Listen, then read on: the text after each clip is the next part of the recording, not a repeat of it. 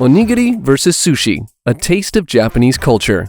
One outstanding fact about Japan is that it's home to some of the richest and most diverse food cultures rooted in its rich natural environment that showcases the subtle beauty of its exquisite cuisines and fine dining. But two foods, onigiri and sushi, are the most famous dishes you'll find on any menu across the country. This means no matter where you go in Japan, whether sitting at a restaurant or popping into a convenience store, you're most likely to come across these two food dishes that are so similar, but not the same. So what's the real deal about these two? And why are they so popular and commonly confused for each other? Let's find out in this video. In a nutshell, onigiri is a dish made from plain rice formed into triangular or cylindrical shapes, and often wrapped in nori.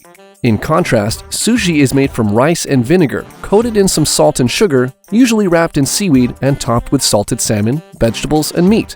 While these two dishes have similar processes, they actually serve different functions.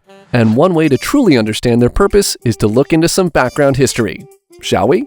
Onigiri, also called omusubi, nigiri meshi, or rice ball, originally takes its name from the Japanese word nigiri, which means to grasp or to squeeze, because it's commonly pressed by hand to form a ball. The first known evidence of onigiri goes back as far as 2,000 years ago, when it was recovered from an archaeological site in Ishikawa Prefecture. It was then served to court functionaries during the Heian period in 794 to 1185, and played a big role in a ritual gift exchange between the functionaries and the nobles. However, in 1333, during the Kamakura period, it became a military ration with added ingredients like pickled plums and vegetables. Fast forward to 300 years later, onigiri became a popular statement in Japan and has stayed that way ever since. Now, with sushi, the story about its discovery is interestingly different. It's believed from an ancient Japanese tale that an elderly woman started putting her pots of rice in an osprey nest to hide it from thieves. Then, when she'd come to get the pots, she realized the rice had begun to ferment. She also found out that the fish scraps from the osprey nests had been mixed into the rice. The result of the mixture was not only delicious, but it served as a way of increasing the shelf life of seafood, which is how the idea of sushi was born. We've already established that onigiri and sushi are two different Japanese foods. Still, there are some notable similarities between the two, which people who are not familiar with Japanese cuisines will find confusing. But it's easy to tell them apart once you're familiar with the culture's food types. However, onigiri is not a type of sushi. There's one key difference between them both, and that's in the way the rice is being prepared. For onigiri, plain rice is commonly used, which is then steamed and molded into triangular or cylinder shapes and wrapped in nori seaweed. But just because it uses only rice doesn't make it less tasty than sushi. In fact, there are many delicious fillings that, when added to this dish, make it even more mouth-watering. Some popular fillings of onigiri include pickled plum, tuna with mayo, salmon and cream cheese, dried bonito flakes, chicken, and vegetables. Unlike onigiri, which is an easy go-to meal, the process of sushi making is not so straightforward and often takes more ingredients and time to prepare. Its main ingredients include white rice seasoned with vinegar, raw fish, vegetables, and seafood. Contrary to some non-Japanese people's popular belief, raw fish is not the dish's main component, but rice. Most people are also probably used to seeing images of sushi rolled up and sliced into perfect bite sizes. But there are many other types of sushi, and not all sushi is rolled up and cut into pieces. Other sushi types are nigiri sushi, maki, urumaki, temaki, and chirashi. However, the most popular one is the sushi maki. The sushi maki is sushi that's rolled up in a cylindrical shape, including nori seaweed and fillings. After the maki is rolled up into shape, it's then cut into fine bite sizes, with the fillings wrapped in the nori, which is then covered in the vinegar rice and served in the best platters. Although sushi meals are tasty and second to none, there are some downsides to this exotic dish. Because the fish used as a filling for sushi is mostly raw and not properly refrigerated, you could fall ill as a result of consuming it. These risks include food poisoning, mercury digestion, and parasite infections. There has been evidence of people falling sick and contracting serious health problems from digesting raw sushi. Also, it's believed that raw sushi is harmful to pregnant women and could cause serious health risks because it carries several harmful pathogens. But don't worry, these are only likely to happen when the fish used do not follow the correct freezing guidelines that makes it healthy for consumption.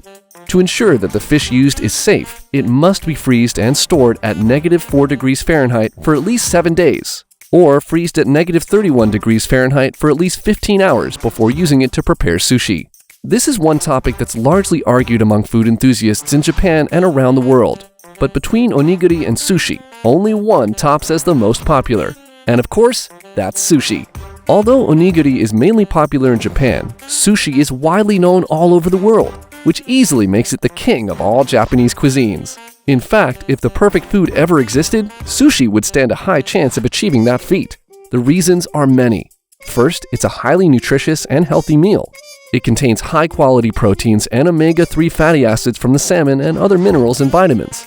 It's also a convenient meal that can be eaten any time of the day and any season of the year.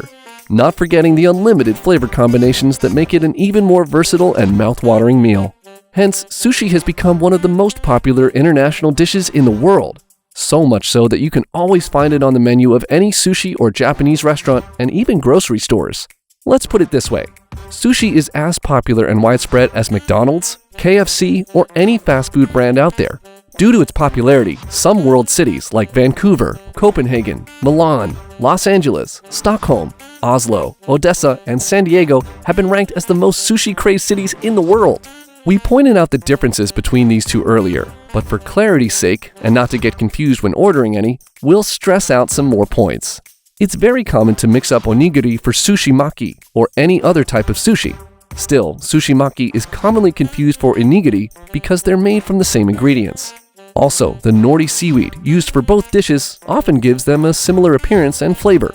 However, some believe that onigiri gives a lighter flavor due to its low acidity.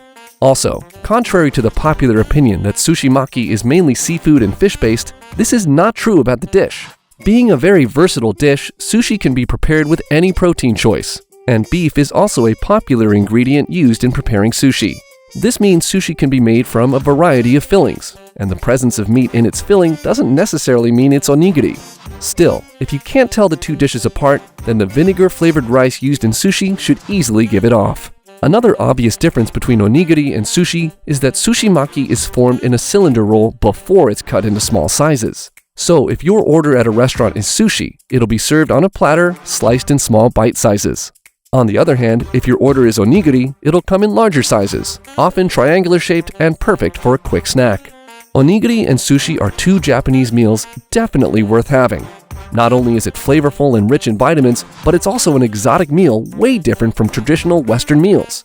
So why not treat your palate to some tasty sushi or onigiri?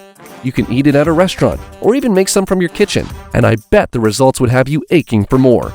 And if you have had either of them, tell us your experience. And is it something you'd recommend to a friend? We'd like to hear your story in the comments section.